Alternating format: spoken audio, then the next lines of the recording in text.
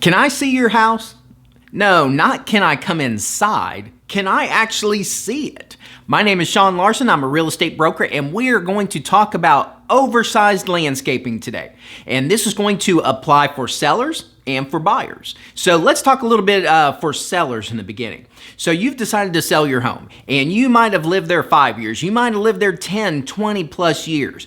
And over that time, your landscaping, guess what? It has kept growing. Assuming it hasn't died and you've replaced it, it's kept growing. And it does it very gradually. And so before you know it, the landscaping has consumed your home. So if you objectively went out to the street, looked at your home, could you see it? Because a lot of times they plant those hollies or evergreens and corners of the home, and those things just grow over time. And because you're the homeowner and you're driving up that driveway every day and you're not noticing those little increments that it's growing, at some point you determine, hey, that's nice mature landscaping compared to when we first put it in. And then it keeps going over that mature line, and now it's just overgrown.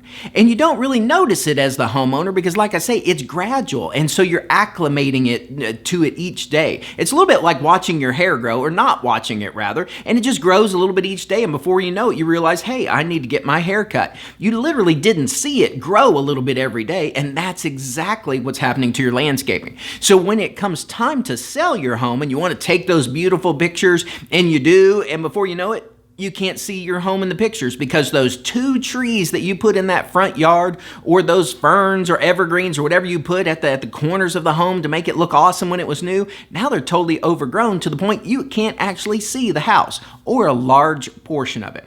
So my recommendation to sellers is trim that stuff back. Get an objective view of your home, because when you take those pictures and you're going to list it on MLS, you want to actually see the home. People who are interested in buying it, they're not going to use their imagination and imagine what it's like if you just had that huge tree removed. They actually want to see your house. And when you consider online listings, they're only looking at a thumbnail sized picture to determine whether they want to look at your listing or not before they click on it. So you want that lead image to look as great as you can. So landscaping is definitely something that a lot of sellers should pay attention to, especially if the home is an older home or has had really intense landscaping installed. You want to make sure that's not hiding your home. So let's flip over to the buyer side.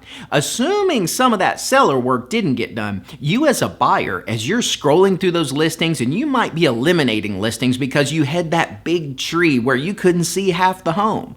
But what if you could see that part of the home? Would it be one that you want to look at? Maybe. So as a buyer, don't skip over all those listings that might have that landscaping a little bit out of control, or maybe it's been there 10 or 20 years or something like that and you can't quite see it. Look at those listings anyway, because the home itself might be awesome, and that might be something you can so easily resolve after you purchase. Sometimes it's just trimming. Sometimes it's removing some of the landscaping. Maybe it just has too much. So as you're scrolling through those pictures, looking at those small listing pictures, don't discount the homes that you might not be able to completely see, because just having a landscaper come in and thin that out might just transform that home completely. And the reason a lot of this occurs when homes are built, a lot of times the landscaping that is put in is immature landscaping. It's small. And so what they do is they install it closer to the home because they want it to look better than installing it where it probably should be after it gets large. So then as it does become more mature, it just becomes too large for the proximity to the home. It's just too close, and it's just consuming the home. So there's some tips there for sellers. Go ahead and pull that landscaping back, make it as awesome as you can for buyers. And buyers, if you're looking at home listings and you're seeing those pictures where that hasn't occurred, don't discount those. Don't discount those listings, meaning don't eliminate them. Go ahead and take a look at those to make sure you're not missing an awesome home, because tweaking that landscaping after you buy it might be an easy fix, and you might have an awesome home afterwards. So my name again is Sean Larson. I'm a real estate broker. If I can answer anything at all about anything real estate related, by all means, just reach out and I'll take great care of you. I hope you have a fantastic day.